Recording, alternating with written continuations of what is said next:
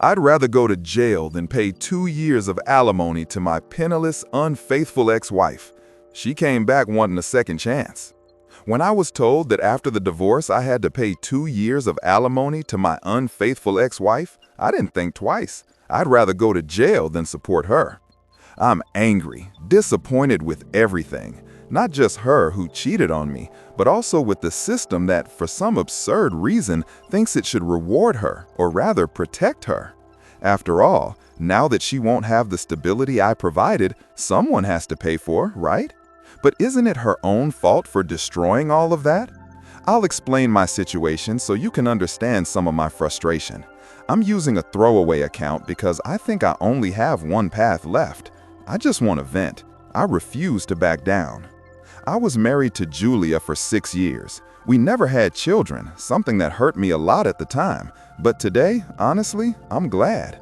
We don't have any permanent ties, and that brings me some peace. In the beginning, our relationship was good. We had our arguments, like any couple, but I believed we were a team. Julia wasn't working when I met her. She lived with her parents, who had a small shop, and she said she helped them, although I never quite understood what she did. During the dating phase, this didn't bother me. I had a good job, lived alone, and could afford everything without a problem. When we got married, nothing changed. She continued not working, and I took on absolutely everything. The house, food, bills, clothes, everything. In the first years, I did it with pleasure. We traveled, went out often, went to the movies, restaurants, took short weekend trips. We lived well. We weren't rich, but we had a comfortable life, and she never went without. Things started to change when we tried to have children and couldn't. I won't go into detail, but it was a difficult period. I was willing to try treatments, adopt, anything, but she started to shut down. She no longer wanted to talk about the subject. She grew increasingly distant.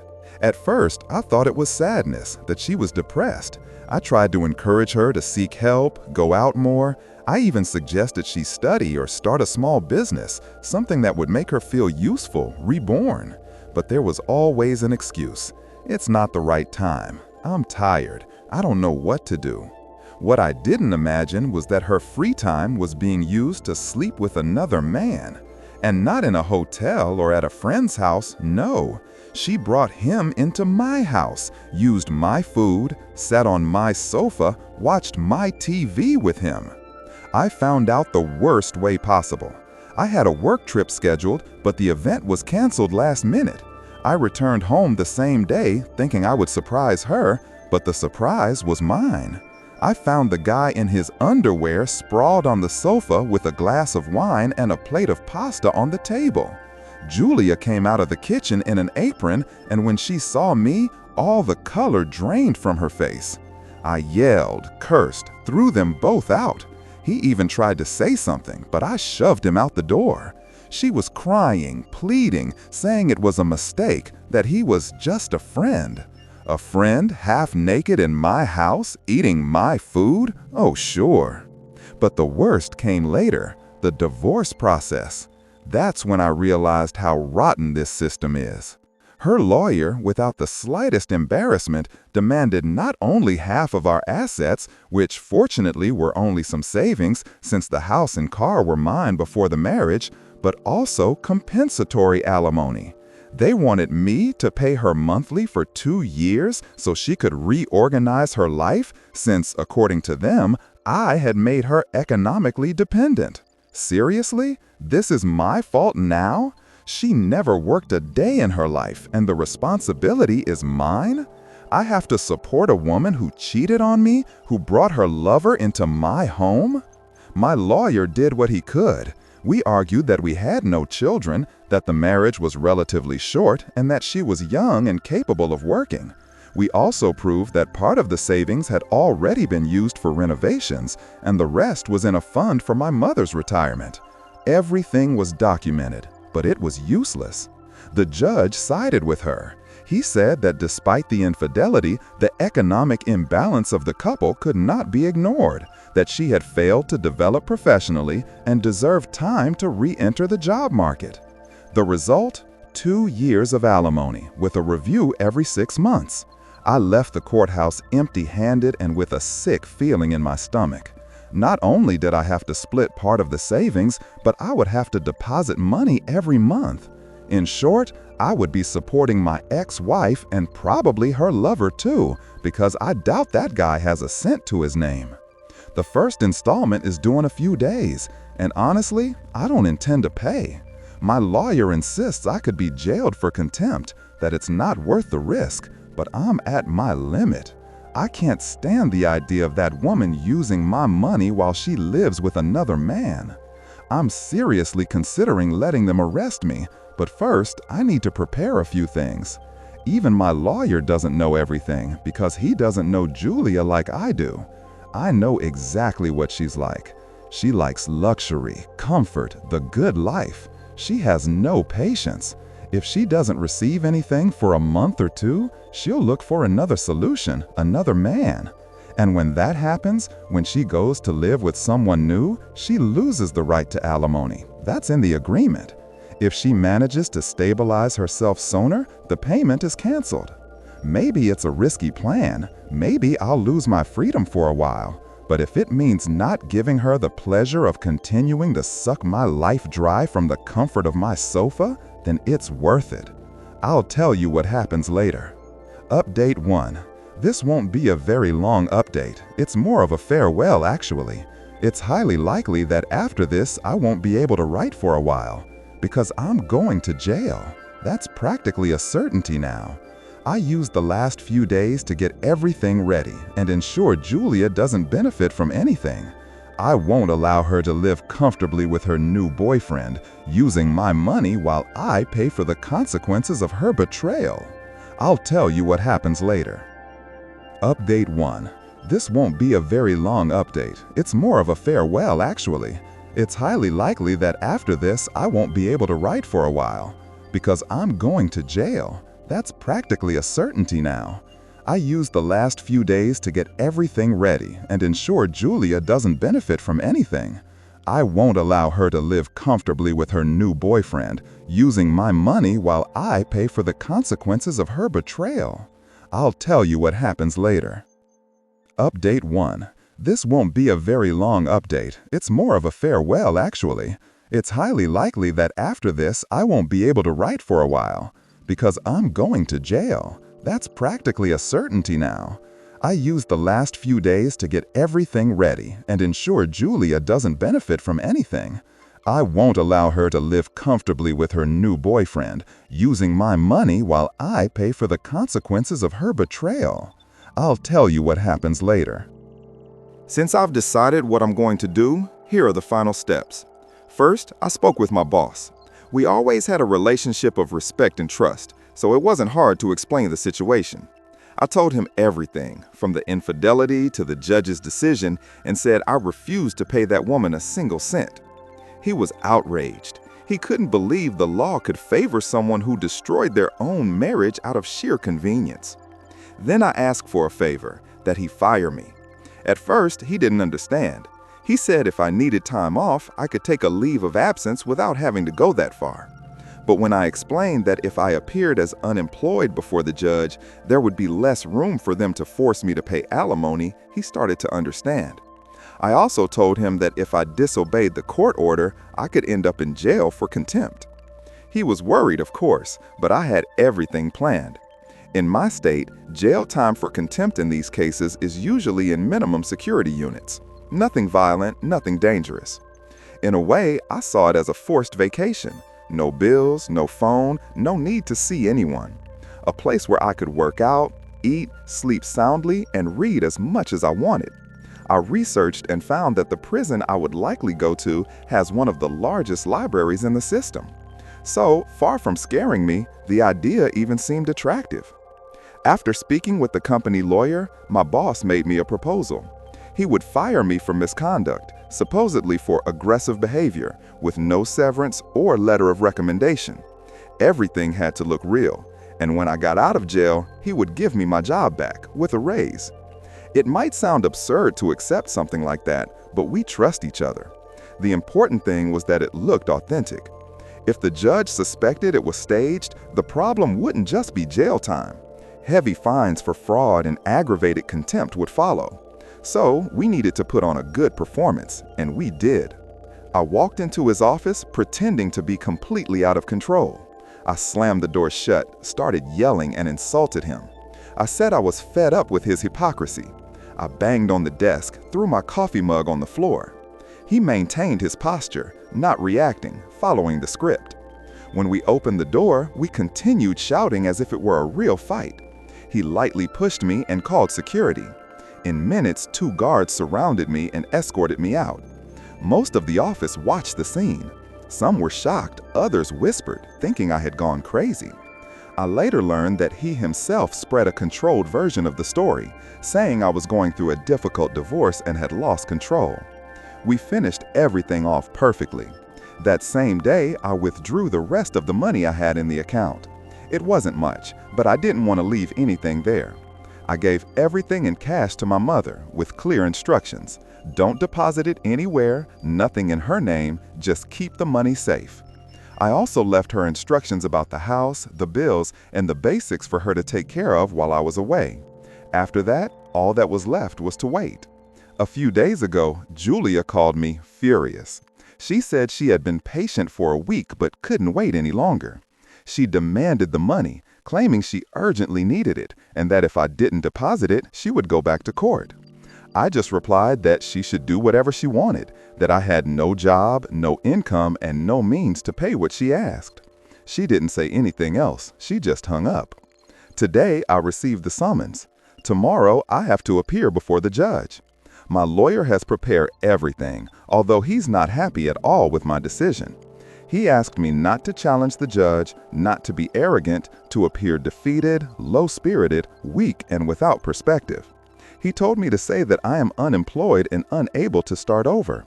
He said the judge will probably suspect there's something behind it, but without concrete evidence, he can't do anything but find me in contempt.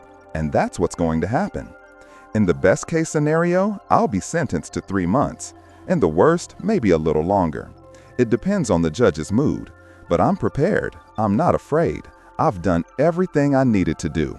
So, if I don't show up for a while, you'll know why. See you, everyone. I'm going on vacation. Update 2. Yes, it's been a while since I wrote here. From what I've seen, 6 months and 3 weeks have passed. I apologize for not coming back sooner, and I sincerely thank you for all the messages of support I received. It was fun reading the comments trying to guess what happened. And while it would have been epic for me to stand up before the judge, look him in the eye and say I'd rather go to jail than give a cent to an unfaithful woman, the truth is that would have been a disaster. What really happened was much more contained. At the hearing with the judge, I acted much calmer, thanks to my lawyer's guidance. I explained my entire situation. I said I had gone through an emotional crisis with everything I had experienced, that I still couldn't understand how, after everything I did for my wife, she was capable of cheating on me, and that now, on top of everything, they still expected me to support her. I said it destroyed me inside, that I felt broken, without a foundation. I also told him about work. I said my boss had mocked my situation, that I lost control, confronted him, assaulted him, and that I was lucky he didn't press charges, just fired me. I assured the judge that I had no income, that I was discouraged and completely shaken. I said all this sincerely, but I realized he didn't completely believe me. He already seemed irritated with the case from the beginning. He said none of that exempted him from fulfilling the obligations imposed by the sentence, that the contempt was not justifiable. And when I repeated that I couldn't pay simply because I didn't have the means, he frowned.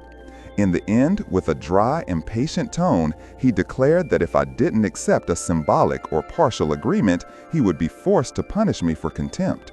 I refused any kind of settlement. I said I wouldn't make promises I couldn't keep, that it would be useless. The man remained silent for a few seconds, and then, visibly annoyed, he announced the sentence: 6 months in jail. He added, "When you get out, don't think you're free. The case will be reevaluated." And so it was. I was arrested and taken to a minimum security unit in the state system. And honestly, it wasn't a traumatic experience. There were rules and schedules, yes, but everything was reasonable. Most of the people I met there were for similar things: contempt, civil matters, nothing violent. I spent most of my time working out. I ran, trained, kept my mind busy. I also immersed myself in the facility's huge library. They had everything: novels, technical books, history, even trade manuals. I read a lot, studied, learned new things, and even got a small internal job helping to organize the library collection. The first month was difficult, mainly because I was away from digital life. But after that, it was almost a blessing. No one calls, no one demands anything, no one expects anything from you. I received visits from my mother, who always supported me, and my younger brother, as well as my lawyer, with whom I worked the entire time because the main goal was to prove that Julia was no longer financially dependent on me. And it worked. We found out that she couldn't even stand 3 weeks living with her parents after the divorce. The cohabitation was a disaster. She soon moved in with her lover, a guy named Marcos. With the help of a mutual friend, we managed to gather all the necessary evidence: social media posts, photos of the two traveling, witnesses who saw them together every day in the same apartment, records of accounts in her name, everything. This friend even heard her, drunk at a party, saying she couldn't wait for me to get out of jail so she could start really living and traveling with her new boyfriend. Unfortunately, she couldn't record it, but it wasn't even necessary. With all of this ready, on the day I got out of jail, I went straight to meet my boss. And as promised, he was waiting for me, new contract in hand. But before returning to work, we needed to face the judge again. This time was different. My lawyer wasted no time. He presented all the evidence: photos, videos, testimonies, records, screenshots. He showed that Julia was living with another man, that she was not destitute, that her partner was paying the expenses, and that they had been a stable couple for months. The judge, with a tired and impatient expression, reviewed everything in silence and finally ruled in our favor. He determined that I no longer had any obligation to support her, as it was proven that she was no longer financially dependent on me. It's true that he imposed the payment of some administrative fees and costs, but honestly, I didn't care as long as the money didn't go to her. That was fine. Julia was furious. She started shouting that it was unfair, that she was being left helpless. The judge looked at her intently and said, word for word, "Madam, you are not a child nor an invalid. You already have someone taking care of you. What you need now is to get a job." And that was the end of it. In 2 days, I officially returned to work. I've already signed the new contract.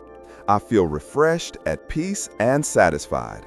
I don't regret anything. And honestly, what I enjoyed most was seeing the look of frustration plastered on Julia's face as she left the courthouse. Will she finally work now? I doubt that one. Update 3. Some of you are truly psychic. Many of you told me in the comments that Julia would come back looking for me, that it was only a matter of time. And guess what? A month later, she actually showed up. It was just a regular night. There was a knock on the door, and when I opened it, there she was, with a sorry puppy look on her face. What made me laugh the most was the fact that she was carrying a carry-on suitcase, as if she truly believed I would not only let her in, but also welcome her with open arms. I didn't even let her speak. I just said, "I'm not interested," and closed the door in her face. She insisted, knocked again. I opened it again and said, "Look, I'm not religious, so I'm not interested in hearing the word ah," and closed it again. She knocked a third time, now harder, shouting that she just wanted to talk. I had even thought of a few more sarcastic responses to give back, but honestly, it wasn't worth spending energy on a dead issue. I ignored her. She stayed outside talking to herself. She said she understood her mistake now, that she was sorry, that she never wanted me to go to jail, that it was my fault for not wanting to dialogue. Since I didn't respond, she continued saying she was having problems, that her lover had left her, and that she just wanted to fix things. She didn't use those exact words, but the message was clear. She wanted me to support her again. I turned off the living room light, poured myself a drink, and went to watch a series. When I looked an hour later, she was already gone. Out of curiosity, I called the friend who had helped us with the evidence in the case, just to find out what had happened. And according to her, the guy, Marcos, the lover, started losing his patience as soon as he found out there would be no more money coming from the alimony. It seems his plan was to live comfortably with my money, but when he discovered that the judge had ended the payments and that now he would have to pay for her completely, he simply kicked her out. After that, Julia tried to get help from some friends, but no one wanted to get involved in the chaos her life had become. Not even her own parents would take her back home. That's why she came after me, because she had nowhere else to go. Anyone with an ounce of common sense would have understood that it was time to work, look for something, anything. But Julia and common sense never got along.